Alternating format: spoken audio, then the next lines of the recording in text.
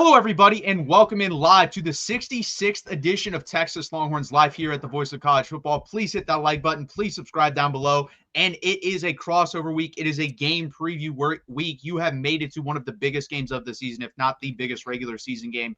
So stick around, put your comments, questions, super chats, go to the top. We really appreciate you guys joining us. And we have a guest here from the Ohio State channel, Garrison at the Voice of College Football. Garrison, how are you doing tonight? I'm doing good, man. Just we're finally here in Michigan. Well, because everyone, I live in Michigan. It feels brisk outside. It feels like fall weather up here in the Midwest. I watched every single football game in week 0, and I loved every bit of it. By the way, I just want to give a public thank you to Matt Campbell for saving my under 51.5. My God, you are a saint. You are a saint, sir. Yeah, I was curious because I saw your bets and I was like, man, first off, that under looked like it was going to hit the whole game until the fourth quarter when they traded 3 touchdowns a matter of 6 or 7 minutes. And I'm like, well, this could be interesting. And then they decided to need it. So that was funny. Let's just jump right into this. So we started last time, previewed this game, I think 3 months ago, and we did Texas offense versus the Ohio State defense first. And I'm going to start there and we'll talk about it. So, let's see here. So Texas offense, obviously Arch Manning in his first start going into Columbus has some game experience, not a lot, obviously that's been made of. Ohio State defense has probably the best player, if not one of the 2 best players, and the other one's on Ohio State as well in college football with Caleb Downs at safety.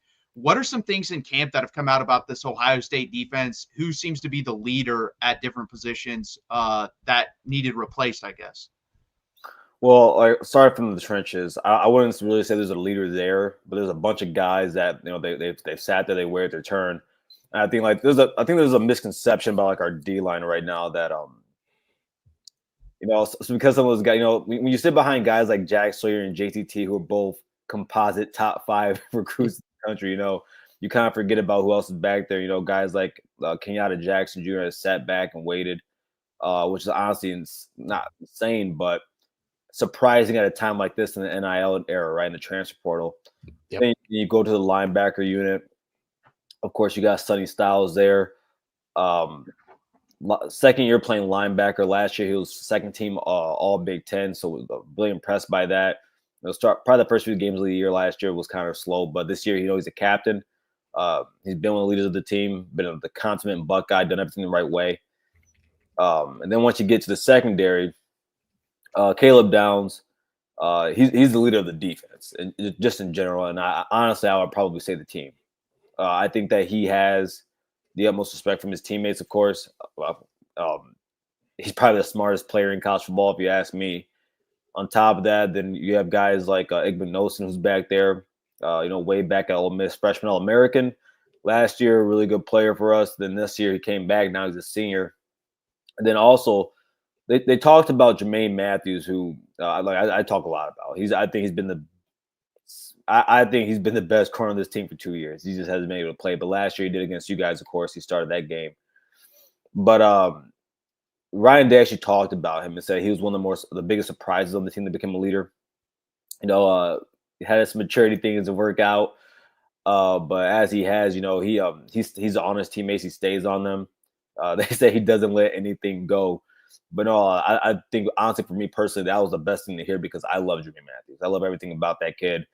2 years, when he was a freshman, I got to see the first game of the year. He got a pick 6. And so ever since, I was like, okay, he's the one, top 10 corner out of high school also. But yeah, so those are the guys I would call the leaders on the defense. I think the question I have, because my question is not about dudes, right? Seems like Ohio State and Texas always going to have dudes, right? There's no 2 ways around it.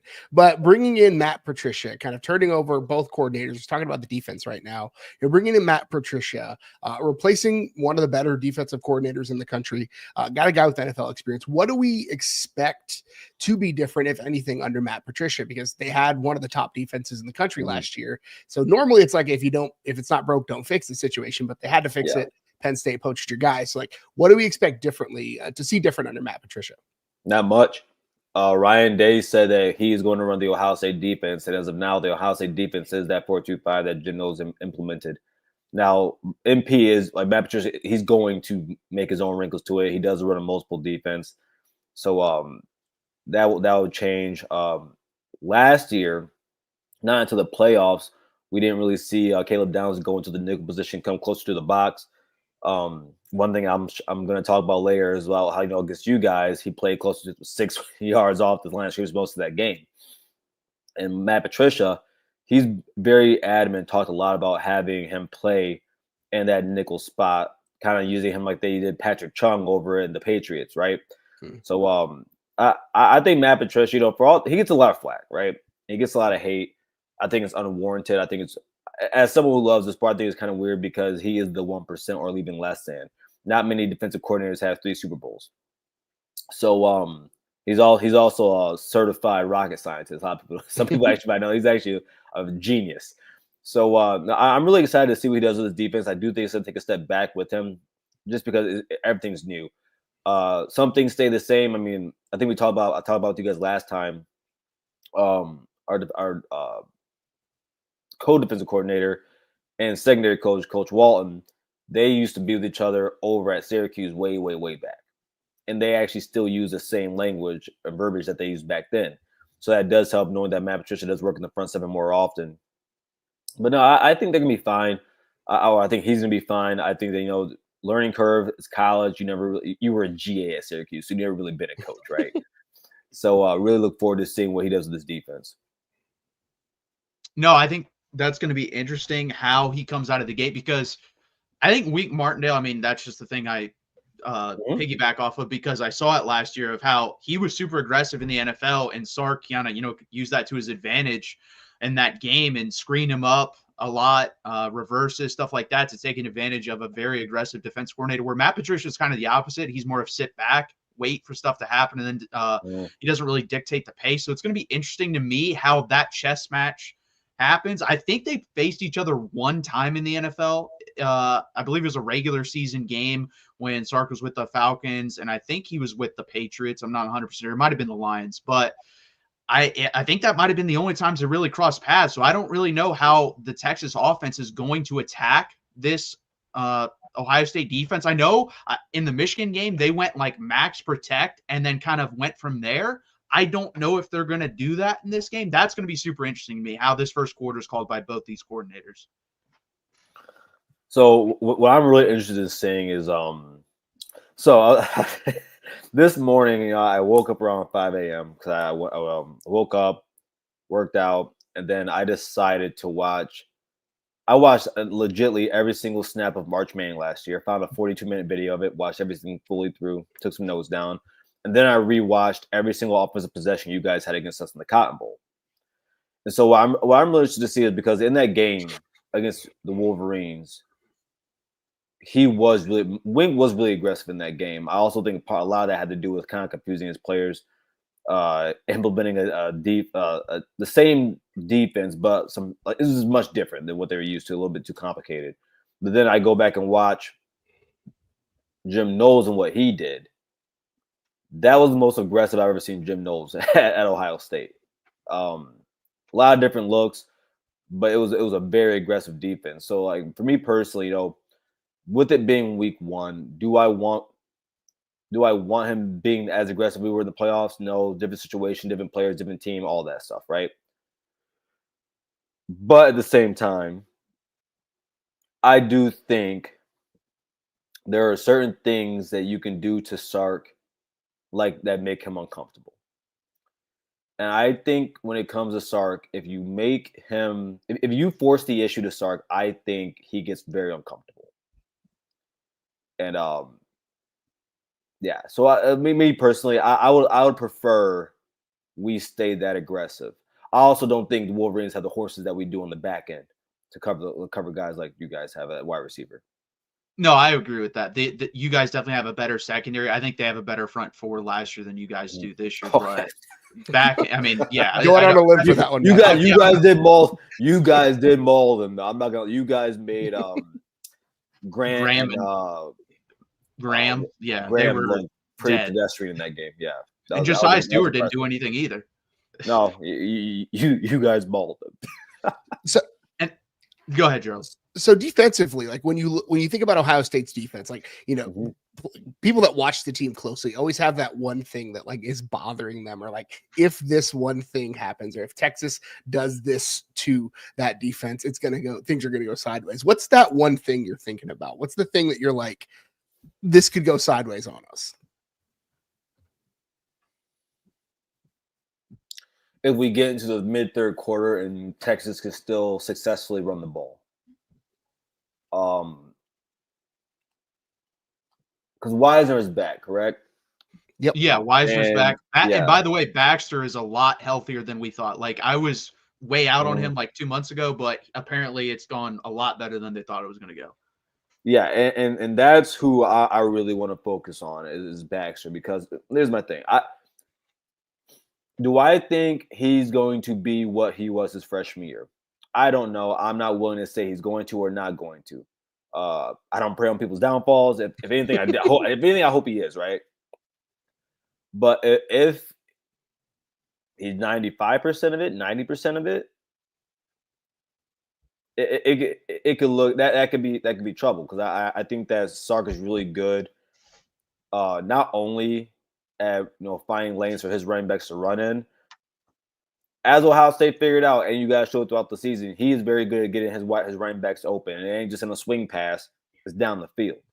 So I really want to. I think that could be trouble if it's mid-third quarter and you guys are still successfully running the ball, and I mean getting 5 to 6 yards of carry, that can be a problem. No, I agree, and that's what I was going to say when you said aggressiveness bothers Sark. If he can't run the ball, because that's what he wants to do, everyone's like, he's soft, he wants to do this, blah, blah, blah in the pass game. He wants to run downhill at you. That is the core of his offense. He wants to run downhill, and then guess what? Play action you to death down the field. That is, if he can do that, it's going to be a long day for whoever he's playing. And that's my thing, too. I completely agree. Like, if Baxter's 90% of what he was, my expectations for this team change. Like, I think they're a borderline can win the national championship. I'm all in on national championship if CJ Baxter is who he was his freshman year, because that guy's a top, in my opinion, 3 to 4 running back in college football. And then you had Trey Wisner, and I think the interior of the offensive line is going to be better at getting push in the run game. The pass game, I don't know about on the interior. I'm actually more confident in the tackles pass game than I am the run game, and we'll talk about that because I saw Gooseby as a game time decision, which is not true. He'll be no. I was gonna say Aaron Gooseby. He's playing. Yeah. Oh yeah. It's a metatarsal in his hand. He's gonna play the game. That's a weak injury if you have surgery. Believe me, he ain't missing this game. Yeah, I would be shocked if he didn't make it. Let me ask you guys a question. So here, let me go to my my sicko notes I did at 6 a.m. in the morning here, because I'm crazy like that. So in here, Sark does want to run the ball. I think anyone that knows or watches Texas football, you can clearly see that he wants to run the ball downhill. But there is something that I did notice when it comes to Arch. He wants to throw it deep. Now, another thing I did pick apart from the game against you guys is that, we bring back Abe Nosen, we bring back Caleb Downs, we bring back Jermaine Matthews. What I did notice in that game is that you guys can't get separation on us with the wide receivers you had last year who are here this year. And I don't think your wide receiver unit is as good as it was last year. What happens if you guys still can't get separation? I think you'll see a repeat of using the running backs in the pass game a lot more than you should. It's going to be interesting. I do think Jack Andrews is a better athlete than Gunnar Helm. I think that will be an upgrade at that position, but I agree. It's going to be interesting to see how he was a transfer, right? Yeah, from Cal. Yeah. Yep. He's definitely a better athlete than Gunnar Helm. And then Arch is probably going to have to use his legs in this game. He's going to have to scramble. He's going to have to make plays off time, out of schedule. And I agree with you. That was my thing with Arch. Like, watching his start, I believe it was Louisiana Monroe to Mississippi State. And Louisiana Monroe was bombs away, baby. There's no check downs. I'm going deep.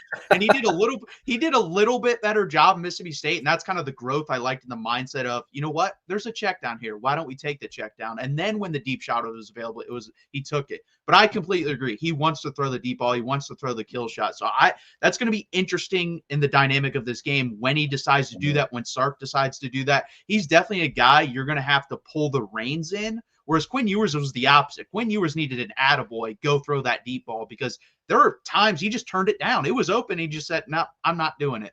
Arch is going to be the complete opposite with that. And I think in this offense, that is an advantage. I would rather what Arch's kind of tendency is than what Quinn Ewers' tendency is with that. And I think it goes back to what we just talked about. I think Texas's ability to run the ball is going to impact their ability to get separation, right? Because if Caleb Downs has to think for an extra half second playing in that nickel spot, and you've got DeAndre Moore, Ryan Wingo in the slot, who's running a slot fade, it's going to take him a half a second to adjust, and that creates a little bit of extra separation. So, I mean, I've said it in multiple platforms, like, I don't expect this to be a high scoring game. I think Ohio State's defense is I think when we look at it in December, we're probably looking at 2 of the top 5 defenses in the country statistically, I would say. So I don't expect this to be a high scoring game. I think if you land maybe 1.5 haymakers, that might be enough to win the game. So I think that's something, again, if Texas can't get the separation from those wide receivers, whereas you have Jeremiah Smith, Cardinal Tate on the other side who can, that could be a differentiator in the game in a major way. No, I don't want you to say. So I was in a space last week, and we were talking about. I was in a Texas space, and they said Wingo's a premier receiver, and I asked, what makes him a premier receiver? And I want to get your guys' opinion on this, because he was probably I would say he was probably the second or third best receiver on the team last year, but he was probably the 5th option. I don't know. Well, opposite. He hasn't been a premier receiver yet. He hasn't been the number 1 guy yet. And you bring up guys like Cardinal Tate. You bring up guys like Jeremiah Smith. We also have guys like Max Clare. We have guys that I know for a fact can go out there and make the big play if need be.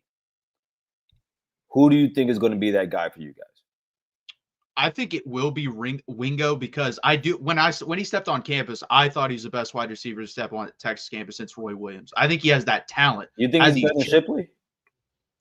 Talent-wise, yes. Production-wise, absolutely not. Not yet. That's the thing. There's the talent has not met the production yet. Is it there? Absolutely it is. The guy was the 7th rated wide receiver in his class, and his speed is weird. Like that reverse he had versus Michigan, the dude runs like a gazelle. Like you watch him and he's not that fast. Then he's outrunning everyone on the field. There are a couple plays in that Ohio State game where people don't make a tackle, dude's gone. If Caleb Downs doesn't hit his shoestring, he's gone. Yeah, he's got awkward speed, man.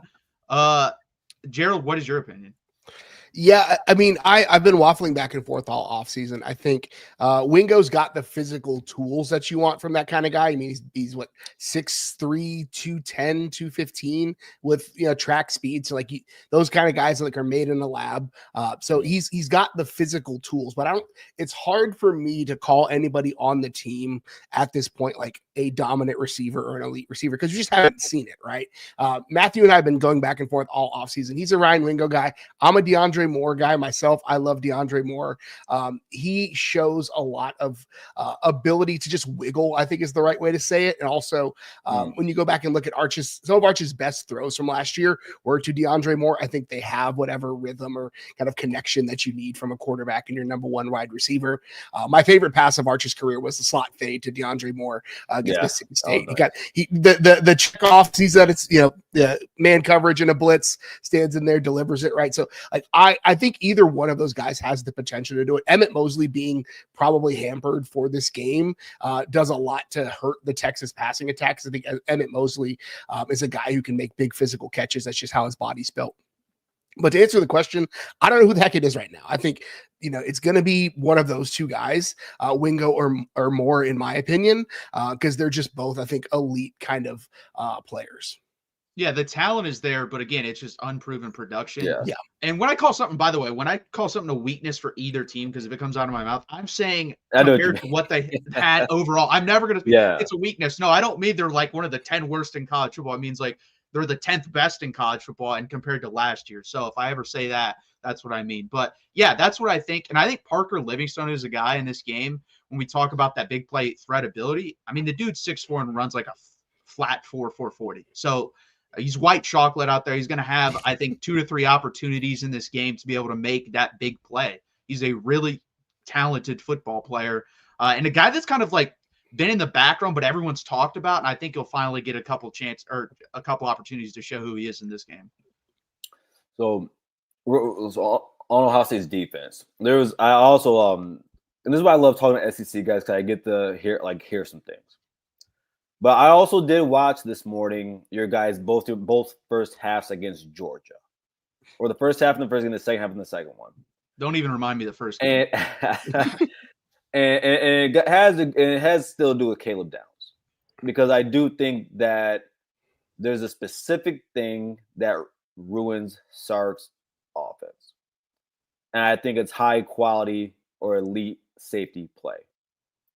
Because I also asked Alabama, because Alabama fans, they're saying, whenever you get a chance, go. When Sark was at Alabama, go watch the games when we play really good safeties. And I said, what happens? He goes, it doesn't look good. And that's why I really believe Caleb Downs to be like one of the biggest difference makers in this game. And of course, we all know what Caleb Downs is, right? But I really think that the chance, like what he's able to do on the field and being so versatile, basically being a fourth linebacker. What's going on, Jam? Basically being a fourth linebacker or third linebacker for Ohio State, and also knowing he's a sure tackler at the same time, which I think helps out in the run game. Thank God. Even though I do trust my linebackers, I actually do believe that we have the second best linebacker unit next to you guys in this upcoming season. Or duo, I would say. But I really, I'm not gonna lie to you guys. Since this morning, I have almost talked myself into us blowing the doors off you guys. I'm not gonna lie, I've almost talked myself into it. I really have almost. But I really want to so when you guys are on offense, and when Arch Manning, he's a risky thrower. He will throw in double coverage. He will I think it was the ULM game where he threw it over the middle, and I don't think he saw the other safety coming across. Do you guys think? Because I wrote it down, and I kind of like crossed it off because I couldn't really. I don't think there was enough evidence to sit here and say this. So I want to ask you guys: do you think he struggles with reading? Gerald, I'll let you go with that. I mean, I don't think any more than any other redshirt freshman. Like, I think you look at the hype around Arch Manning, I think ignores the fact that he is a third-year player going into it, right? Like, that's 5-star top rated guy, but at some point, like, he's still a redshirt freshman adjusting to the speed of the game. And so I don't necessarily know if he struggles to read defenses, but I think he trusts himself a lot. And I think it's an asset and probably a curse at some point, because I think being able to trust yourself and throw the ball and deliver it is what makes a good quarterback. But also you trust yourself a little too much and you throw it into some tight windows that maybe you shouldn't. That would have worked at Newman High School in Louisiana. It doesn't work against players that Ohio State has. But I don't think he's bad at reading, for lack of a better term, but I think there's going to be a learning curve for him for sure. I mean, adjusting to the speed of the game, first time starting. Matt Patricia is, like you said, an incredible defensive coach. There's going to be a lot of junk thrown at him, so he's going to be hard to read for sure. I agree. I just want to say this real quick. As much trust as I have in MP, I'm not going to sit here and act like Sark isn't probably the best play. I love Ryan Day, but he don't call plays anymore. Sark is. I would name Sark the best play caller in college football right now. Offensively, I don't. I mean, I guess I would probably say Lincoln Riley next, but Sark is a genius, man. He's wonderful on offense. Well, it's simple stuff, but there's like 8 different plays off of one formation. I mean that he sets it up too. Like he doesn't call something. You're like, you know what, this looks good. No, it's like I'm doing this so I can set this up, so I can set this up, and that's why he's so good.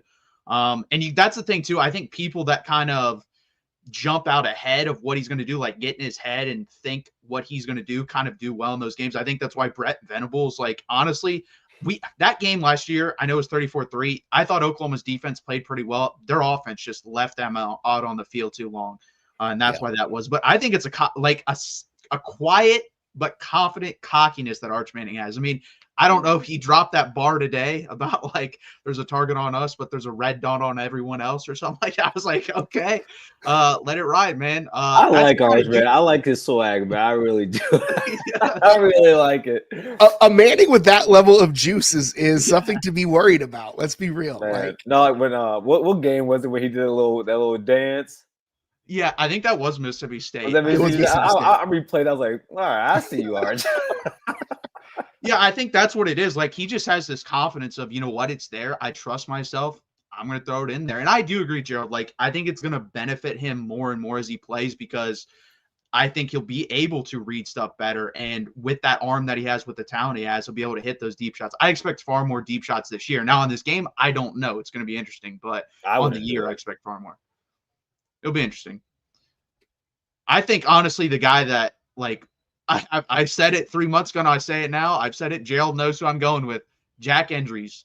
I think that's the key here. I think him getting open in the middle of the field, exploiting the linebackers in coverage, because I think he's a really, really dynamic tight end. And when we get to the other side, you'll probably say the same thing, Garrison.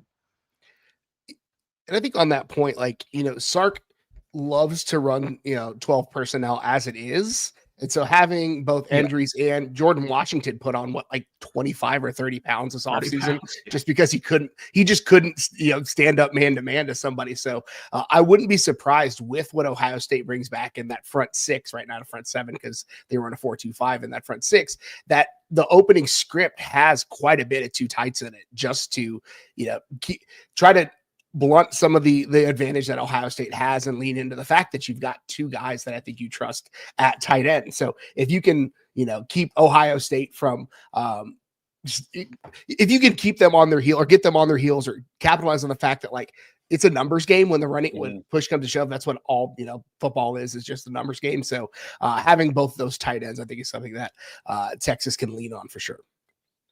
So you guys know me, and it wouldn't be me if I didn't bring up your offensive line, because I'm going to triple down on this. I think they're going to struggle. From center to right guard, no. But I truly do. I'll give you an example. I'll tell you why. It's not that I don't think those guys are talented. We know what Texas and Ohio State bring in every single year in their recruiting classes, right?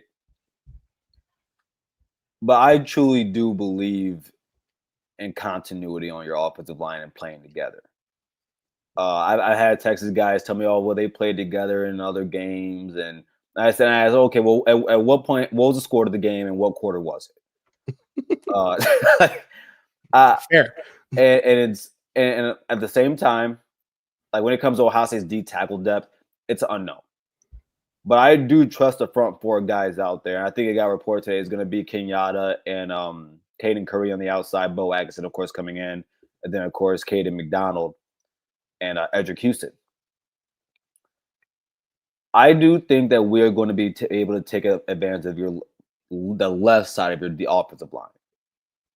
I do at the same time, though, when we talk about Arch, if you want to know who if I had to make a comp for Arch, I would tell you Justin Fields. I think they're very athletic guys who can run. Like Arch can break one. He can break a long run. Everybody knows he can. He has wiggle. And then just like Justin, big arm. Big arm. I think Arch is pretty accurate with his big arm, So very accurate actually with his big arm. And I do think him being able to get out of the pocket is going to help in that. I'm not saying we're going to get 3 or even 3 sacks for you guys.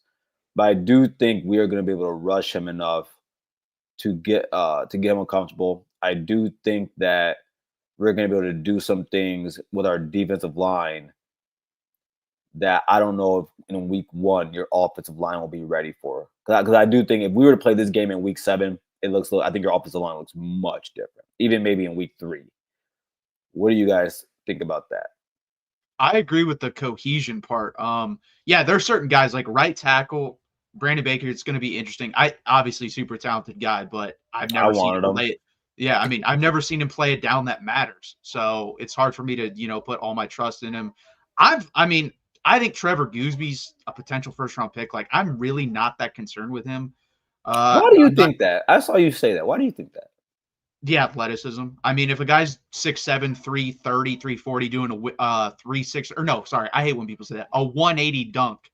I think you're a really good athlete. And his brother's a great athlete too. Hopefully he comes to Texas. But I just think he's a special player. And I saw him versus Texas A&M, Georgia, and Clemson. Games that matter, snaps that matter. And the guy had a better pass blocking grade than the guy that just left for the NFL at the right tackle position in Cam Williams. I actually thought, like, looking back on it, I wish we would have put Trevor Goosby in the game versus you guys last year because Cam Williams. Oh, we tortured him. Yeah, he was coming off an injury, and he looked like it. It was terrible. He was got off on that game. Trevor Goosby would have been an upgrade. So I trust him at left tackle. Left guard, Neto's going to be interesting. I trust him in the run game. Pass game, I don't know. That's what has kept him off the field because he cannot pass protect up to the standard that Texas wants him to. Run game, he's been fine. That's like his bread and butter, super physical guy. Cole Hudson, I think, will be just fine. My thing is this with this. Jake Majors was there, and he was really good pre-snap at setting protections. Cole Hudson hasn't had to deal with that in a first road start. I think that's going to be interesting. Post-snap, I don't worry about him. I think he's just as good of a player as Jake Majors, but pre-snap, I do worry.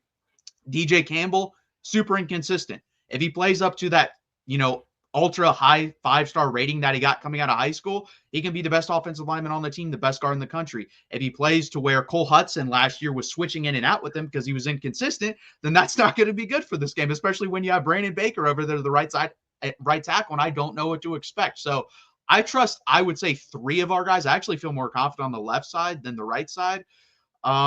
It's going to be interesting, though.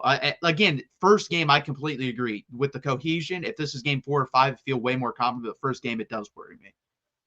Yeah, I think the one thing that makes you feel confident in Goosby is Shamar Stewart from last year. He lined up across from an NFL edge and locked him down. Like that to me makes you feel good about you. Like, Shamar Stewart is in an NFL camp right now, right? He was a guy, I honestly was shocked he went as low as he did. And Trevor Goosby lined up against him at Kyle Field, first start for a first round NFL left tackle, and you didn't see a drop off in production. You didn't really see an appreciable difference in what they did. Now A&M's offense left their defense out to dry quite a bit in that game, but you have a Trevor Goosby who's again his second start going against Shamar Stewart, who was one of the better edges in the country and didn't give up a single sack, didn't give up pressure. Like, I feel okay about him. I think DJ Campbell is the one I really worry about. DJ Campbell, Brandon Baker, that right side of the line. DJ Campbell, part of his issue was the number of pass blocking snaps he had in high school, you could count on like both hands. Like, the guy, this just wasn't the offense that they ran. And so there was a higher level of higher learning curve as a pass blocker. And so if Texas goes run heavy this game, I feel fine about DJ Campbell, because that's what he does. He's going to run downfield, pick somebody up and throw him at somebody else. That's what he does. But when he needs to look for work, he's struggled with eye discipline when it comes to stunts and twists and looking for work and pass protection. That's really where DJ Campbell struggled. Brandon Baker, again, complete unknown as far as what he can do. Like, we know what his talent is, but what is he going to be? Like, we just haven't seen him. And I think that, to me, we don't know. We haven't seen him, right? And again, like you said, I've been saying it all year. If this is week 6 or week 7, I feel much better about the offensive line. But even the little things, like if we're chip blocking, where do my hands need to go versus his hands? Where do my feet need to go versus his hands? How long do I need to hold on? All of those types of things that just come with repetition. That's what worries me about this unit. I'm not scared of the talent. I think the talent's there, but just their ability to play as one. 5 dudes playing as one. I don't know. Right. Well, I will say the penalties will be less because Cam Williams was the most penalized player in all of college football last year, so that'll be nice. Really? Oh, yeah. I'm still so shocked he left. I'm still shocked he left. We're gonna move on here, but I just want to let David. I promise you, more than half of Ohio State's players have been on campus for more than 6 months. I promise you they have. Most of our starters are been there for over probably 2 or more years now. Promise you that. Yeah, it's like just like Texas. They both have been on campus. The issue is they haven't played as much. So that's it. That's the question we have. Let's move over to this now. Ohio State offense versus Texas defense. I'm not gonna like troll here. I've heard other people be like, "How long does Brian Hartline call plays?" I heard that on Menace Discord, which was funny. Like, how long does Ryan Day allow him to do that? I think he's gonna call plays this whole game. Yeah. But what is your level of confidence in him to do so? I gave him till week 4 to give him a full grade. I'm not gonna grade him on this game. I think you guys have a really good defensive coordinator. I think you guys have a really good defense. I think coming into the season is the best front seven in college football. And I know a lot of people, they talk about what happened a few years ago in 2023. He was the pass game coordinator. He wasn't calling plays. And a lot of people think that he had that stripped away from him when in actuality, from the start of the season, he never called plays. He had some say. He had some like, and we all know calling plays is a joint thing throughout the week, and you make the game plan. But that wasn't his thing. But confidence level, I honestly I don't even have one so far right now because I don't. It's hard to gauge it without any proof of concept. But what I will say for BH is that Ryan Day has done is that he's put a lot of safe rails around BH. Of course, the talent is the talent, awesome. But on top of that, Ryan Day goes to Brian Hartline, asked about bringing Tyler Bowen in. Been one of the better run game coordinators in college football, has offensive coordinator experience, and he was all for it. And what I think that does is that helps bring guys into the locker room who had that experience, right? I'm slipping on his name right now, but we bring in another Patriots guy that's been with Matt Patricia, with Matt Patricia for 10 years. I was listening to another Texas show earlier today. And for some odd, clearly they don't pay attention to anything other than Ohio State. He's not there for the defense. He's actually there to help out the offense. So that's what Ryan Day actually wants him to do. So we'll see. Right now, honestly my biggest, I won't say concern, but the biggest thing from right now is BH going to be on the field, or is he going to be up in the booth? That's more of I would prefer him being on the field, but I would understand him being in the booth, honestly, because you have Ryan Day on the field already. Ryan Day.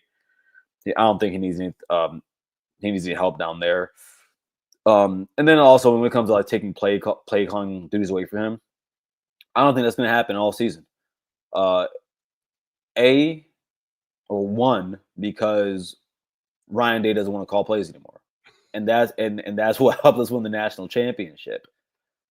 2, Ryan Day is not. I don't think Ryan Day is the person you go to coach you on how to set up a run game. So last year you have Chip Kelly, one of the more innovative offensive coordinators in college football history. You get some time with him, you get to learn from him, see how that works out. Again, I said Tyler Bowen earlier. So I think that and he's been there for 9 years with Ryan Day. He's been there the whole step of the way. So I think that helps out Brian Hartline. Again, confidence level, not sure because it ain't hard to call plays. It's hard to structure. It's hard to structure them, and so that's more what I'm worried about for him. Yeah. On that same note, I think much like Texas, folks over-index on like Ohio State wanted to push the ball because they've got because they've got all these wide receivers, but like the offense, especially last year, like Chip Kelly is going to run the ball. Like that's what Chip Kelly does. But a Chip Kelly run game is like a very specific thing, and so like, what do we anticipate in that avenue from Ohio State? Because it's obviously going to look different. Chip Kelly, specific thing he's going to do. Brian Hartline, probably not. Again, nobody's Chip Kelly, right? There are very few Chip Kellys in the world. So like, what does the run game really look like with Chip Kelly calling plays? Magical. Or with Brian Hartline calling plays. Well, I think so all last season until the playoffs, or not all regular season. After the Oregon game, we went the gap scheme. Still running gap end zone. Then in the playoffs, we basically primarily went gap scheme, which really helped us out. I think we're going to be primary run team first. Everyone thinks that because Brian Hartline, best wide receiver recruiter developed in the nation, Ohio State's automatically going to pass the ball. I don't think that's going to be the case. We bring in the interior offensive line from the playoffs with Tegra at right guard, Montgomery at left, and Carson Hinsman over at center, which, by the way, this will be his second full year starting. He was a starter in 2023 before Seth McLaughlin came in, which is why I was so confident in him in the playoffs. At left tackle, it's going to be Austin Sarabeld. Now, Austin Sarabeld has never played left tackle. And I've talked to some people that have harped on that, Texas fans that have harped on that. But this is why I'll say this. So at Ohio State, we have this thing called Iron Buckeye. Only a few players on the team get it. It's a big award. It's something that basically you do all the right things. You work hard. You make progress. And he was one of the winners of it. A few months after that, during the spring, they said, and mind you, that's what Ethan Aniyanwa at left tackle at the moment, guy from Rice. And we have Philip Daniels come in and Tegra still at right guard or battling for it. They said Austin's going to start no matter what. We just don't know where. Ethan Aniyanwa was still playing pretty good during the camp at left tackle, and then they decided that we're putting Austin at left tackle. So now I'm pretty sure it's going to be probably Philip Daniels or and using Ethan Aniyanwa as a swing tackle. But I think with that being said, I do think this offensive line is going to be a contention for the Joe Moore Award this season. I think this is going to be Ryan Day's best offensive line he's had since, and not the most talented offensive line, but it's going to be the best offensive line he's had since he's been at Ohio State. And then on top of that, when we bring in C.J. Donaldson from West Virginia, over the last 2 seasons he had there, he was a 700-plus yard rusher. Was about 240 pounds when he was there. Now down about 230 pounds. He looks faster, looks lighter on his feet. And I think, and not saying that he's Quinshon Judkins, which, by the way, Quinshon, if you don't want to sign with the Browns, please, sir, come back. Yeah, but I think that same for him. I looked at Judkins' yards per carry when he was at Ole Miss, just under 4 or 5 yards a carry. I said, this is going to be the best offensive line he's ever played with in his life. It's going to be a little different for him. And I think the same thing for C.J. Donaldson. James Peoples, Texas boy. I think my hot take of the year is that I think he's going to average well over 6 yards a carry this season, somewhere around 6.3 to 6.4. I think he has that in him. And then when you look at our third guy, freshman with the greatest name in college football history, Lamar Bo Jackson. I think he's the most talented running back in that room. I think that I think he's the next one. I think he's the next Zeke Elliott. I think he's the next JK2K. I think he's the next Maurice. That's how I look at him. And so I think the running game is going to be pretty good this season. And I think that the only question is, and Julian's not a runner, but he's mobile.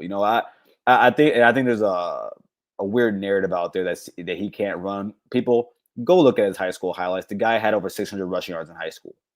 So, but I do want to know: are we still going to do zone read? Because I think that Julian, if not, I do think that Julian doesn't have to be a runner, but he has to be a willing runner. So yeah, that's how I feel about the run game. Yeah, I think that's going to be the biggest thing because I don't think people realize Brooks Austin here on YouTube does a really good job film breakdown wise and talking about the Cotton Bowl and how important Quinshon Judkins was in that game because the guy always falls forward. He always finds hidden yards. He's a really good football player, and it's going to be interesting how they make up that difference because I don't expect – obviously those guys aren't going to come in and be as good as Quinshon Judkins right away if they ever will be, but obviously a lot of talent in that room. And I think it's going to be interesting because, we talked about our offensive line, the interior versus your interior is kind of like a question mark on both sides. And then it's like you guys obviously have talent at your tackles, but then they're going against, in my opinion, the best edge group in the whole country right out of the gate with Colin Simmons, Ethan Burke, Colton Vosick, Trey Moore, Brad Spence. I mean, there's so many guys on this team, and that's one of the hot takes we did last week. I said 5 guys on this team for Texas are going to have 5+ sacks. I think it's going to be the best edge group Texas has had in my lifetime by far. Like Brian Arakpo and Sergio Kino were a great duo, but there really wasn't a lot behind that. There's a lot behind Colin Simmons and Ethan Burke. So speaking about Colin Simmons real quick, I asked some Texas guys like last week. I said, how was Colin Simmons against the run? And every single one of them said, we don't know. Because, of course, he was like a spot rusher last season. And then then today I was talking to some guys about it. They say, isn't he like 260? I said, no, he's 240. He's light in the ass. And I'm really curious about this because as great as a pass rusher as I know he is, and I believe him to be, I think he's a top 3 defensive end. I will still give Mateo Uiagalelei the edge because I think he can get sacks and he can stop the run at 270 pounds. I want to know what Colin Simmons looks like when big boy Luke Montgomery at left guards come around that edge. Because I've seen a lot of guys like Colin Simmons come out of Penn State. And they get ran through. And it's not to say that he can't, like, there's a really good chance. Like, there's a really good chance Colin Simmons is going to be good against the run, but I really want to know what that looks like. Yeah, it's going to be interesting. Like, in his spot time, I thought he got better progressively throughout the year. Obviously, true freshman, that's going to happen. And that's why he played more as well. Like, that's the thing. Sark's not just going to throw someone out there and say, you know what, you'll figure it out. He progressively got better against the run. He's also put on, I think, 10 to 15 pounds this offseason. He does look bigger, so that's going to help him, obviously. And the thing is, too, that's the great thing. Like, let's say he's neutralized from the run game. You have so many guys behind him that are big that you can just throw in there and be like, hey, you go get him this game. We don't really need Colin Simmons unless it's 3rd and 7. Then you can come in and you can rush the passer. So that's the thing. No. It's just so deep at the defensive line position. You don't like need Colin. Like Colin Simmons could legitimately have the same stat line he had last game, which was 0 sacks, I think 1 or 2 tackles for loss and like 2 batted passes. And we would be fine because guess what? There's like 5 other guys that can come in and wreak havoc as well. Yeah, I'm curious. Like you said, I think it's a question mark because defensive line is the hardest place to break in as a freshman, right? Because you're a 19-year-old going against a 23-year-old. Like it's just it's a child and a grown man, right? It is what it is. And so with that additional development, I think you will likely be a little more stout. I think you will be a little, but it is an open question. I think the other advantage that Texas has there is that the linebackers behind him that will be probably flowing downhill behind him make up for some of that deficiency. Anthony Hill's probably going to play edge at the next level. That's just kind of where he projects, not linebacker. And so like as Colin Simmons, more money, and just the way he plays, the way his body works, the way his body moves, right? He's got that like little extra pop with that closing speed. And so, I think there's, to answer your question, I don't know, right? We haven't seen enough from him. Texas had better run defending defensive ends last year, period, end of sentence, right? But some of that's virtue of being a true freshman playing in the trenches. That's just part and parcel of it. Additional year, additional weight. I think Pete Kwiatkowski and this coaching staff are pretty aware. They've probably forgotten more about coaching defense than the 3 of us combined know, period. So like if we could see that deficiency, I'm pretty sure they can as well. And so I think that's probably been an area of focus of the offseason. Now, when push comes to shove, like you said, when you've got a 315, 320 pound guard pulling on you coming across the line running trap, like what are you going to do when that happens? So we don't know.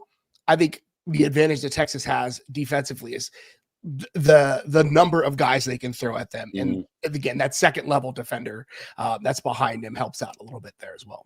Disrespectful. Put some respect on Michael Taft's name. No, I'm not here to do that. I'm not here to do that. He's good. I'm not here to do that. I'm not here to put respect on Michael Taft. You guys can do better. No, I think he's a B+ player. That's what he is. But like at the next level would be like a 6th round pick. Like I'm being honest about that. That's what he is. But actually, honestly, the best safety on the team, everyone forgets this. There's a guy in the NFL right now that's going to make a lot of money named Andrew Makuba.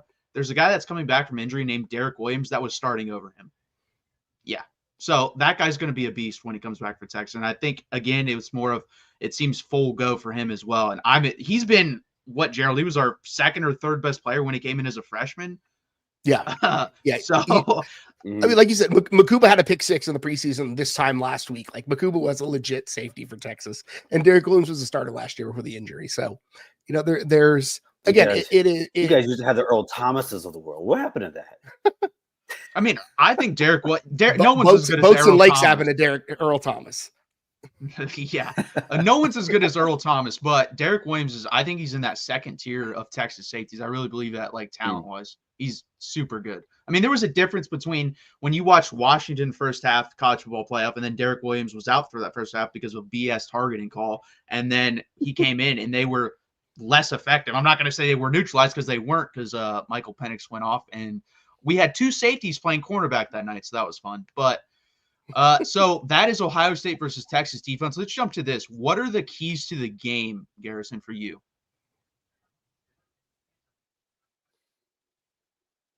Small, intricate thing here. I think that Julian Sands' quick release is probably one of the biggest things that no one's talking about in this game when it comes to go against your guys' pass rush. I do think that's going to neutralize getting sacked back there. And then on the other side of the ball, I would say this. Earlier when I talked about, can your wide receivers get open in man? Sark doesn't leave his running backs to block back there a lot. They swing a lot. They swing out a lot. If you go to the short side of the field and you see the running back go to the right, chances are they're going to do a pump fake, look down deep. If it's not there, he's going to dump it back down to the running back. With that being said, can your tackle stop a guy like Sonny Styles or Arvell Reese from coming off that edge? I'm really interested in seeing that. I'm really interested to see what your running backs do, to be honest, because Sark does not have his running backs pass pro. He does not. Gerald, what about you? Yeah, I'm with you. I think the running game for me, I think if Texas can get going on the ground, when you've got a young quarterback, when you've got in a hostile environment, if the inside zone game is working for Texas, and you're not going to gash this Ohio State defense, but if Texas is consistently picking up 4.5-ish yards per rush on an inside zone, something around that, then I feel like Texas is going to be in a good spot, because that does open up the play action, that does keep the defense honest in a lot of ways, and doesn't allow a guy like Matt Patricia to scheme things up and to put you in bad position. So I'm looking at especially the interior. I think the Texas interior offensive line versus the Ohio State interior defensive line. I think on the flip side, Texas's tackles versus Ohio State's edges, like you said, can those new tackles keep Ohio State's elite pass rushers from getting back there and creating havoc? Those are the things that I'm really looking at. No, I don't disagree with that. So the number I put on it is about 3.5. When we went down to Alabama, that's what I wanted yards per carry wise. I think we were pretty close to that. You're not going to be able to gash this team. You're not going to average 5 to 6 yards per carry. That's not going to happen. But to keep them honest, run the ball 25 times, 3.5 yards per carry, to open themselves up to be able to hit those deep shots. We saw that in that Alabama game. Caleb Downs creeped up in that game, and then we hit them over the top with their cornerbacks, and they had really good cornerbacks. They had Terrion Arnold and Kool-Aid McKinstry, so that was a good defense as well. And Quinn Ewers was able to hit those deep shots this time. Hopefully Arch Manning can. And it's going to be interesting because Texas is also adjusting. We were wide zone mostly last year, and I think we're going to try more inside zone this year because that's more of the talent of this offensive line. And let's be honest here, the wide zone did not work versus quality competition. Like the games I needed it to work versus Georgia and Ohio State didn't work at all. So I think it's about time we kind of abandoned that in those type of games and, just got downhill. And that's how this football team is going to take it to the next level as well. Because, again, why I didn't think they could win the national championship last year is the 2 years prior, I saw them struggle in the red zone because they couldn't push people into the end zone and score a touchdown versus Oklahoma, versus teams of that caliber, that quality. And you saw it again versus Ohio State on the 2-yard line, because you can't go up the middle versus Ohio State. You have to throw a toss, and then that's a 6-yard loss, and that basically ends the game. So I think that's the key. They're going to have to be able to run inside the zone, and they're going to have to do it about a 3.5-yard clip. And that, just to jump on that, that's the CJ Baxter of it all. CJ Baxter is an inside zone runner, right? Look at the running backs on the top 3 or 4 guys on Texas depth chart. Maybe skip over Trey Wisner because he doesn't fit that mold. But if you look at the last couple of guys that Tashard Choice recruited, right, they're all within about an inch-ish of each other and about 5-ish, 7-ish pounds of each other. They want the inside zone run, and Texas couldn't do that last year. And so CJ, to answer your question, Aaron, it seems like he's going to be a full go. Like, from everything that we've seen, heard from Sark, it seems like, CJ Baxter is going to be a full go for them. And that, again, if the guards are playing well, if the center's playing well, and CJ Baxter is able to pound on that inside zone, I feel like, again, Texas's offense will be okay. I do want to go ahead.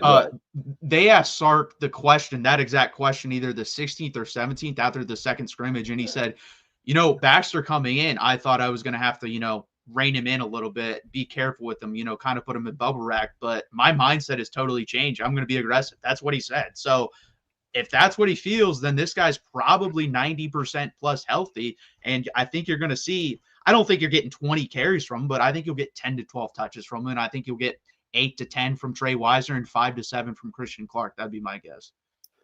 There's one other point of the game that I think is very, very important. Sark has no idea what Matt Patricia is going to do. And I think that, and of course we played you guys a lot of tape on your offense. Not saying that the offense is the same thing year to year and out, right? It's never going to be that. But I do think the guessing game, and I think both teams are gonna have to play. I think we're gonna have to play a lot of guessing games on defense, and same with you guys on offense. And that's one thing I'm really interested in, because I think these are two of the smartest people in football, and it's just in general. And so, but I do think I'm gonna say it's a big advantage. It may be 2% of an advantage I would give it, but that I'll take it if it gets to us to a Buckeye win. But I really want to see what Matt Patricia does, because he does like to run nickel. He does like to do things like that and be multiple. So yeah, that's one thing I am really interested in seeing what he does against Sark. I forgot about this too, and so I looked at a couple of our older videos. Neil Brown's on staff for Texas, and I'm interested to see like what he brings to the offense. We saw Paul Chris come in a couple years ago, and he brought in the jumbo offensive line where they bring in 6 offensive linemen all the time. I don't know what kind of like little details he's going to have, because I mean you're going to hire a former coach like that who did a really good job at Troy, and I think did an average job at West Virginia. It's going to be interesting what kind of wrinkles he brings to the game. So I completely forgot about that, but they hired him like, I don't know, 6 months ago. He's there specifically to scare CJ Donaldson. CJ, that's exactly. Yeah, that'll be interesting. I'm curious to see, if they dap up after. I don't know what their relationship's like. That's going to be pretty interesting. Matt P's a nice guy now, man. I mean, listen, the reason I was so happy about the hire, I was confident in it. He took some Ozempic, it looked like, shaved the beard down a little bit, ain't big. It's kind of like a 2 guard. Doesn't wear his hat backwards anymore. It's forwards now. Colin Cowherd would love that. Yep. And he smiles more, and I know the players really love him, and like I'm happy he's in Columbus, honestly. And Ryan Day, he hasn't made like the detrimental hire yet, so that's why I'm really confident in him. I have more question marks, honestly, about Brian Hartline than I do. Oh, for sure. Sure. I think Patricia will be fine. I don't think there's going to be some giant downgrade there, so I wouldn't be that worried. Now, we will get to predictions, but first, here's a couple words from the voice of college football. College football is even more exciting when you've got some action on the line, and the games are even better when you're cashing in. And the voice of college football is the place to be to get the greatest value. Start with my picks. 75% against the money line, 58% against the spread, and I've got a 40-plus year track record. 11-0 in the college football playoff for me last year against the money line, 8-3 against the spread. And I'm just the warm-up act. Steve Merrill of Wager Talk is our ace in the hole, show stopper. 7 years with the voice of college football, over 30 years in the industry. Steve gives us analysis on all the big games, but you can't miss Steve's weekly under-the-radar pick. 28-12 against the spread the last 3 years. You also get picks from some of our top analysts here at the Voice of College Football, including Corey Bratta, Matt Zemek, and Steve Dace. Check out those numbers. Become a YouTube or Patreon member for just $99 per month. Go to the main channel on YouTube, click join, and then select the betting tier. Do the same thing on Patreon. Make 2025 a winner now. You can make a difference here at the Voice of College Football. Use the Amazon link. Financially contribute to the Voice of College Football without spending a penny. Same shopping experience. It's easy. Go to any video on any channel. Go to the description section and grab the link right next to the capital letters that say Amazon. Use that link and Amazon will instantaneously convert to your account, settings, history, everything intact, just like whatever link you use right now. No difference. Pay no attention to the product that you see right there. Just go search what you want. Don't forget the Amazon link. Thank you for your support. Sincerely, the Voice of College Football. So, Gerald, I do have a question because I know you usually have a hard out for your podcast. How much time do I have you for? Let's keep it going. I'm here till you need me. Okay. So I do want to hit on this because this has been a big thing. Like I've seen on Twitter, position battles. I heard Menace to Sports talk about this as well. Which, by the way, I have some beef over there because why? Let me just ask you, Gerald. Jordan Johnson-Rubel, how many snaps is this man going to get in this game? I don't think very many. I would be shocked if it's more than 10 at the most. Like, I don't think there's. I agree because he said he's our starting safety next to Michael Taft. Which, when I heard that, I was just like, That's man, not should true. I click? Yeah, exactly. He said that, and he said Jordan Johnson Rubble, by the way. Which, listen, some people don't deserve to have as many subscribers as they do, and some people deserve to have more, including this channel, a lot of others on this network. So please subscribe, like actual good content. That's all I'm going to say. So position battles. I saw him do this, and I think it is interesting, and we can run through these. There's probably a couple we'll argue about, but I'm interested on this first one. Quarterback. Who do you think holds the advantage with quarterback? I think it's Arch Manning, but Garrison, do you agree with that, or do you think it's too insane? Yes. Okay. No, I will say this. I do think it's closer than would be. Again, I think because he's at Ohio State, I think Julian Sand is getting a lot of flack and not as much comment. I think if Nick Saban was still at Alabama, which means Julian Sand would stay there because he was handpicked by him. I think the hype is around him. Like I saw this, Miss Terry, Nick Saban's wife, when he was being recruited, she told his parents, or told Sand's parents, we wish we had you guys had him for the Texas game. When you guys beat them, like when they had Miller, like she said that. And Sark has had a lot of praise. Of course, Sark wanted him, of course, too. And I feel like people forget that, alongside Dylan Raiola and DJ Lagway, he was seen as just as good as them. Not as big as them. Yeah. Oh, God forbid he'd be 6'1", 210 pounds. Not like we saw Bryce Young play football or Drew Brees. But yeah. But no, it's definitely I'm giving it to Arch. Okay. So running backs, I think. Well, Gerald, do you agree with that too, Arch? Yeah, I'm with Garrison. I think the gap isn't as wide as folks want to say it is, but I think Arch gets it. Yeah, I don't even know, like, by the end of their careers. I mean, there may not even be a gap, but just for this game, I think I would take Arch Manning. Running backs, I think it's easily Texas if Baxter's 90% plus. Like, I don't even think it's close for this game personally, but am I wrong on that? So I quickly wrote this down. And I did put down Texas for RB, but I will say this.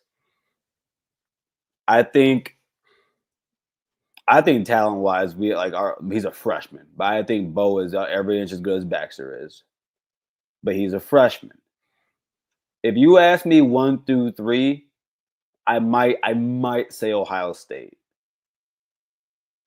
but I gotta say Texas. I think Wise is too proven. Peoples isn't as proven as Weissner is. CJ Baxter. I think he will start for damn near every program except for a few. So, Gerald, do you agree with that? Yeah, I'm with you on that. So right, let's get to where I can start saying no now. Yeah, I was gonna say offensive line. I agree. You guys are better at the offensive line. It's kind of the same thing. You just guys have more proven at that position. Like I can't go out on a limb and say Texas is better there. So I agree with that. I think and 4 or 5 offensive linemen are Ohio kids. Then it means something for us. Tied in. I think this is closer than a lot of Ohio State's fans feel at number 1, but I agree. Like room wise, I think Ohio State has the better room right now at tight end. Yeah, I'm with you. I don't think it's close. I think it's close between Andrews and Claire. I do. I think we go 5 deep. No, I agree. Room, I completely agree. Yeah, I think that of course we have Max Claire. But then I think about guys like Ben Christensen, who's played a lot there. We still have last year's transfer, Kazmarek from last year from Ohio, big Jelani blocker. Thornton. And then the second guy is going to be Jelani. And Jelani, I think he's one of the if not the best, I think he's one of the probably a top 3 to 5 blocking tight end in college football. He's a massive kid, 6'6", 260 pounds. His hands have gotten better, as comforting to see. But I don't know. I'm going to Ohio State. We got Max Claire, man. CBS. I agree. Well, CBS 150 made him the number 1 tight end. Even though I do think Oregon might have that, but yeah. Yeah, no, I think tight end goes in. Yeah, I agree. I don't think, like I said, I think Andrews and Claire close, then it drops off to Ohio State probably as the next 3 to 4 guys. I do think the most talented, honestly, out of both rooms will end up being the guy we have come in freshman. I think Nick Townsend is a freak. I can't wait to see him play next year, but he's not even going to factor into this game at all. Defensive line, I think, is going to be interesting here. I think Texas is better. I think it's the deepest unit in the country, in my opinion. Garrison, you said front 7, so I would assume you have Texas better on defensive line. I separated it. So you had edge and I wanted to fit my narrative. Okay. I think it's fair. Yeah. By the way, I think Oregon. I actually think Oregon has the deepest D line room in the country. I actually do. Because I will say this about your guys' D tackle room. I have Ohio State at D tackle, and then I have you guys at edge, of course. I think it's fair. Because as much as I've talked about the unknown about Ohio State's depth, I trust. I think Edric Houston is going to be an All-American this season. I think that he's a guard's worst nightmare. You're talking about a tall kid, 280 pounds, long arms compared to guards who have shorter arms. I really like what he can do there. And then Caden McDonald, who honestly had 2 of the biggest plays in Ohio State last season. The Penn State on the goal line, we blew back their right guard, and then against you guys on the goal line, also in the first play, where I think you guys gave the ball to Wisner up the middle. Whereas, though I do like some of your transfers, like the kid from Syracuse, I do think there is a lot to say about when you had to bring in a lot of transfers. And though you guys have been great, you didn't take any time to remind me, Matt. You guys have been great at putting out D tackles into the NFL. You guys, especially the last few years. But I'm kind of holding it to the same standards where I just got to see it. That's fair. And to your point, the guys that Texas put in the league were none of the transfer guys. It was all the homegrown guys, and they don't have that this year. Like that's my big red flag on the defense. Like Texas's portal strategy tells you what the coaches are concerned about, and they spent all of their damn near portal capital on the defensive tackle. I'll take Hero back if you can give that. I'll take Hero back. And I'll take your edge coach too. I'll take him back too. Yeah, it's funny because Hero Canoe, I guess, is on the like mentor or whatever committee for Texas. Like he's a leader, I guess, for them right now. Man. Yeah, he seems like it. And I think there's more untapped potential there because he really isn't that like seasoned playing football. He came over from Germany. He hasn't played football that long. So I think he's got some juice left in the tank there. But he was going to be the first guy, like after Edric and McDonald, he was going to be the next guy. Yeah, I think he'll probably be our 4th guy, in my opinion, right now. I think he'll be Alex January, Gerald, you forgot him. You forgot homegrown because that's my yeah. guy right there. That is my Alex guy. January is pretty. I like him. He's going to be a really good football player. Him and Watson, I think, probably start. And then the other two after that will probably be Canu. And then my guess is Cole Brevard. Travis Shaw's played well, though, apparently. I don't really know, actually, after those first two. It's going to be interesting. He's played very well, the guy from North Carolina. And we didn't mention wide receivers. We don't even need to have a discussion. Ohio State has the best wide receiver room in the country. It's not it's all good. No, because I had I have a clip. It actually went pretty viral on X. I had Texas fan. Yeah, you saw it. I saw you commented on it, and you were honest about it. I know you like DeAndre Moore. One guy tried to tell me that DeAndre Moore is better than Carnell Tate. Okay, if you really believe that, and that's not a shot at DeAndre Moore. That Carnell Tate is wide receiver 1 at 130. How many FBS schools are there? 130, like 130, probably 4 other schools, maybe 133, because I think Ryan Williams at Alabama, maybe. But again, that's a maybe. I was going to say, I don't know what else Ryan did last season. I would put Cam Coleman up above him, but that's about it. I think, I agree. I think Carnell Tate right now is ranked like the number 2 wide receiver coming out if he comes out this year for the NFL draft. So that's just asking. No, he needs to. We got Chris Henry coming. You gotta go. You gotta go. So you separated the two. Now this is the one that I think is interesting, linebacker, because I think Anthony Hill's the best out of the linebackers, but I think you could make the case after that Arvell Reese and Sonny Styles are next, and then you go Leonga Lafau. So I mean, if I probably would say a wash if that's how I'm doing it, in my opinion, but I could see either way here, honestly. Yeah. I think the conversation comes down to like, what's the gap between Hill and number 2, and then what's the gap between number 3 and Leonga Lafau, right? And I think it comes out in the wash at that point. I'm with you there. I put push. Anthony Hill, top 3 defensive player in the country. Maybe I would say him and Caleb are probably 1A, 1B in the nation. Now and then Arvell Reese, I think, has a lot of untapped potential. Like what I love about Ohio State's linebackers, like Jay Buck came out and says he thinks the most athletic linebacker duo in the coming into the country. Both guys 6'4", 240 pounds, sideline to sideline. What I'm really interested in seeing is that I think people forget it was Sonny's first year playing linebacker last season. He came in at 17. It was supposed to be he reclassified. It's supposed to be a senior in high school freshman season when he was a linebacker. So, but I'm really interested to see what James Laurinaitis does with him. I think that, again, there's a lot of untapped potential there also. But I would definitely put push. Okay. Now, I think the next two are going to be interesting as well. I'm going to separate cornerbacks and safeties. I think I probably would go cornerback as a push too, because I think Malik Muhammad at his best is the best cornerback out of these. Then I'd go Jermaine Matthews second. Igbenogson just holds too much for me. I can't throw him in that coverage. I think those are the best 2 cornerbacks out of this group. You ready? You ready to argue about Igbenogson?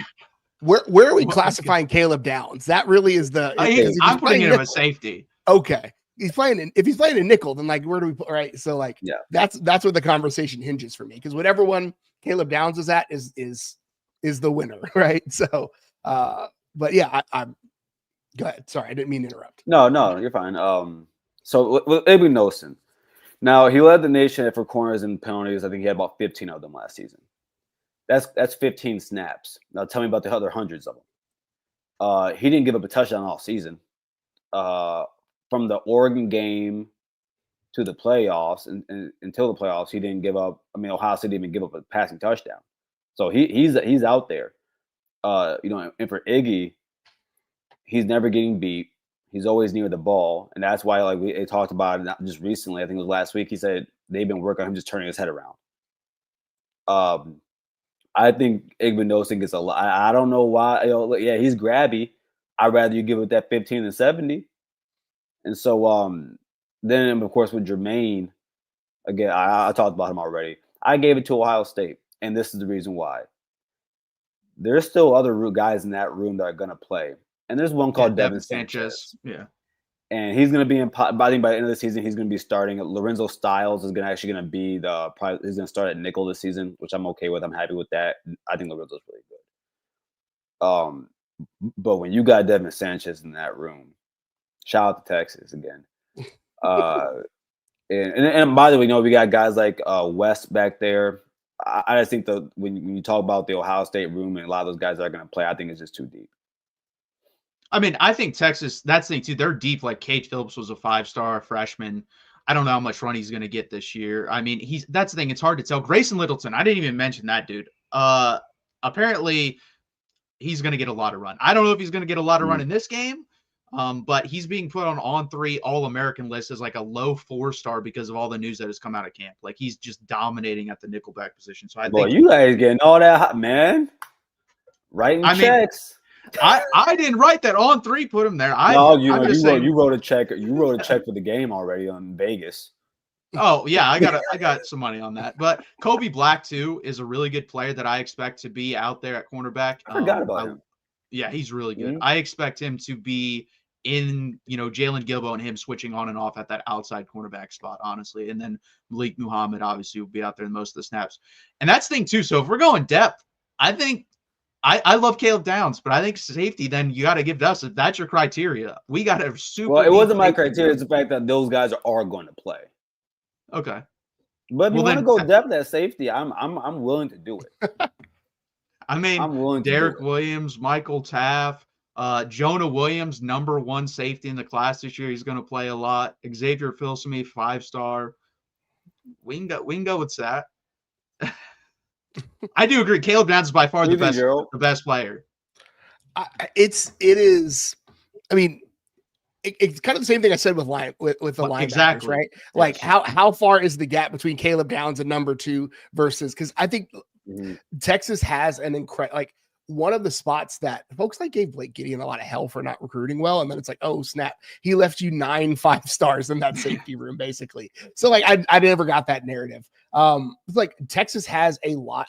This is a high floor, high ceiling group. But there's a real big gap between the floor and the ceiling for Texas. Again, that's my issue with a lot of what Texas brings to the table. It's like, we don't know what the floor is. I think the floor is really high. The ceiling is astronomical, but like especially at that safety group, you've got 4 or 5 guys that would be in the mix for safety 1 at most schools in the country. So like, I feel good about that group. I really do. Again, Caleb Downs is, I've been calling him a blue shell kind of guy. All like play Mario Kart, right? Caleb Downs is a guy who with one play can change the complexion of a game. He did it last year in the playoff game, right? Caleb Downs coming down on that toss play was the game. So like the gap between Caleb Downs and the next guy up, who, whether you want to argue if it's Michael Taft or Derek Williams or Xavier Filsaime, whoever it might be, that's a pretty big gap, because Caleb Downs in anybody is a really big gap though. Real quick, David. Cade Phillips is not more athletic than Devin Sanchez. Go look at his track profile. But when it comes to safety, so our group is really young. I'll say that much. Now, what gives me some confidence is that when and by the way, it'll be Jalen McClain, Malik Harford, who'll be a junior this season. The 4th guy is actually Fahim Delane, a true freshman who's going to get some run also this season, I believe. But I might go push for safety. I'm gonna go push for safety because I still need to see those guys play. But what gives me confidence is that if you're willing to put Caleb Downs at nickel, that means you're willing to put those guys back there too. But with that being said, and something that I do agree with when David said this, and you guys are talking about, you guys have 3 guys that are very, very talented. David said they go for in the first 3 rounds. I truly believe that also. So that'll be a push. The only reason I'm saying a push is there, like you said, Joe, same thing for linebacker, right?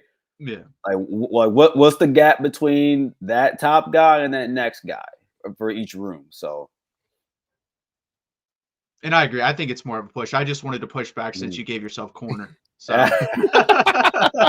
Where are we doing head coach? If we're doing head coach, we better be doing staff, because I like our staff a lot. Oh no, the staff is the staff. Your staff is I can't talk about my staff. I can talk about my position coaches. I can't talk about my coordinators though. No, I give Ryan Day. Well, we got wait. You know what? No, screw that. We got 3 Super Bowls in the room. We got Super Bowls in Ohio State right now, but no, man, I like your guys. I love your guys' staff. I think it's one of the top 5 in the country easily. Yeah, I think it's funny because I don't think Pete Kwiatkowski gets the love he deserves because he's not at all a typical defensive coordinator of headset being thrown out, like firing dudes up. He is the most calm human probably on the staff. Like the dude never changes. He's got his glasses and his media availability, sitting back just like, okay, what are you going to ask me? Yeah. He's so calm. It's weird. But I mean, I think it's a benefit too because I don't see that guy ever leaving, honestly. I took him, 17 or 18 years to leave Washington. And that was because Jimmy Lake, that whole situation. So I don't think he's going to leave Texas. He doesn't seem like the guy who wants the big job. Like it's just from everything I've seen and heard and just vibes. Like he doesn't want the big job, and whatever any team throws at him as a defensive coordinator, Texas will match. So he is there. I think as long as Texas and he want to be together. For sure. I'll tell you what, man. Like that's what I'm hoping when it comes to Brian Hartline. It wasn't just 3. It was just 3 years ago, and Brian Hartline said he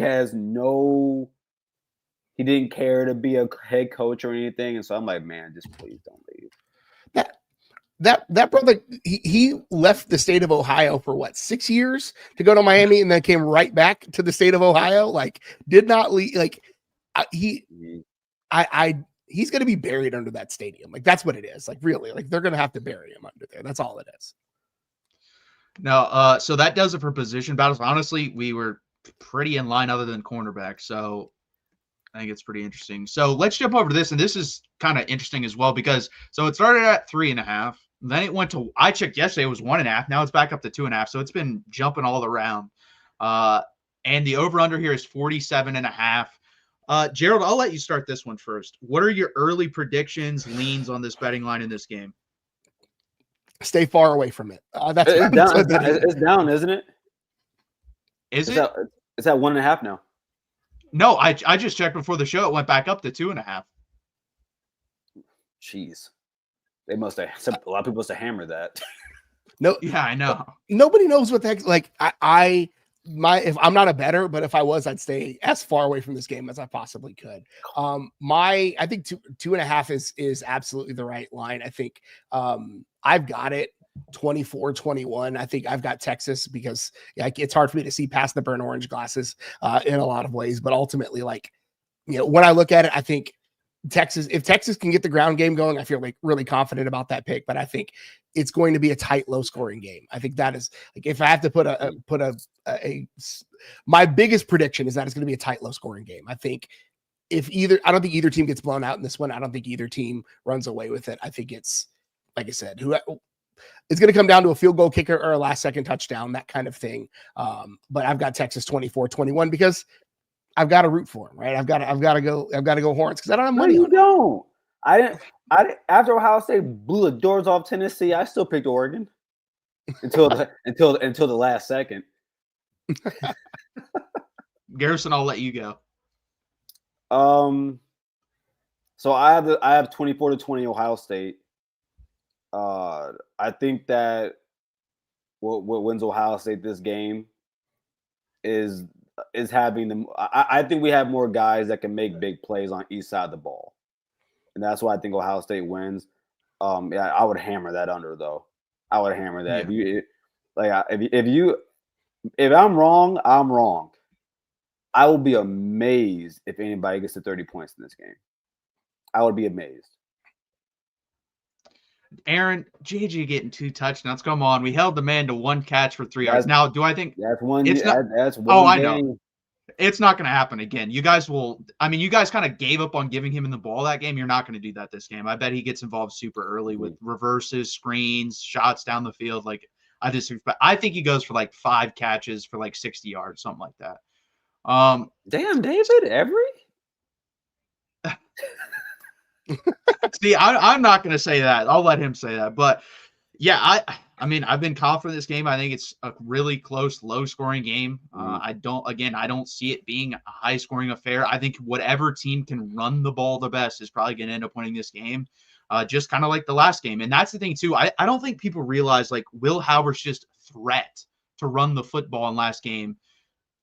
Texas had to account for that until Julian Sayin shows me I'm going to pull this football and run. Like you said, Garrison, are you going to have those read options, zone reads? I'm going to let him run and see what happens. I mean, if he wants to run, go ahead, but you're going to have to prove it to me first. And he is more mobile than people say. I completely agree with that, but he's going to have to prove it to me as well. So I'm going to go Texas 23-17, low scoring game. People are going to overreact to whatever side wins this game. I'm not, because I think these two teams probably have the capability more than most teams in college football of growing from the first week to the last week of the season. Like, that's the type of talent, but that it's unproven, that we're going to see in this game. I would be shocked to see for us to have to do another preview toward the end of the year. Like, I think regardless of who wins, I think these two teams could very well meet again in the postseason. Like, very much so. I'll tell you what, if we beat you guys. See, here's the thing: you guys haven't been writing checks, so it's easy. But I have a lot of screenshots, got a lot of audio that I've clipped from other Texas shows, and if we lose, I'll just have to delete it all. And if we win, empty the clip, and again, I hold on to grudges. I'm not over 2006. I'm not over what happened in the Fiesta Bowl. One game doesn't make that up. One playoff game that led to a national championship does not make up for that for me. So, and I love beating Texas. I want to beat Texas. I think that, and I wouldn't blame any Texas fan for wanting to beat Ohio State. I think it's really cool to to have these matchups. I think as a college football fan, I feel pretty lucky as an Ohio State fan to see my team play Texas 4 times in my lifetime in the last 25 years. I think that's really cool, and every time it's happened, man, it's always been on a big stage. So, at the end of the day, Vince Young ain't walking through that door, so. Well, he might show up in Columbus, but he won't be playing. I think he's on the payroll, so he might actually be there. That is true. Yeah, I think he did show up to Alabama, didn't he? I'm pretty sure he was on the sideline for the Alabama game. Yeah. So by the way, just on a different note, I was so happy you guys won that game, because I stand by this. Had Arch played that game the year prior, the full game, you guys are blowing their doors off in that one too. I'll tell you what, man. There's only been a few Saban killers in college football history, and oddly, Quinn Ewers has been a Saban killer. Well, that was like the best version we ever got from him. The dude was throwing 50-yard laser missiles down the field, and we never saw that again from him. It was always these rainbow lollipop shots after that. Had he stayed with us, he'd be a first-round pick. No, he'd be Kyle McCord. He would have been cut. You got to live with those choices, Quinn. You got to live with those choices, those 7th-round choices. Yeah, I think it's going to be – I mean, this is just going to be an awesome game. I mean, like the 5th time we've played in the history of our programs, and we'll play again next year in Austin for the 6th time. And guys, if you want to grab any merch from the college football store, go ahead and do that. We just launched a merch shop, and they have some really cool stuff over there. I'm going to get the camo Texas hat for the Voice of College Football. Rock that on here as soon as I get it for the post-game show. Hopefully for the Ohio State game, we'll have to see about that. But you guys can join us there at the post-game show. But also, I will be joining Garrison on the Ohio State call-in show Thursday. I think we're going to launch our call-in show that Thursday as well. We'll combine, do a simulcast again. So that's going to be a lot of fun there. You can also follow Garrison right there on X at Buckeye Gaddy.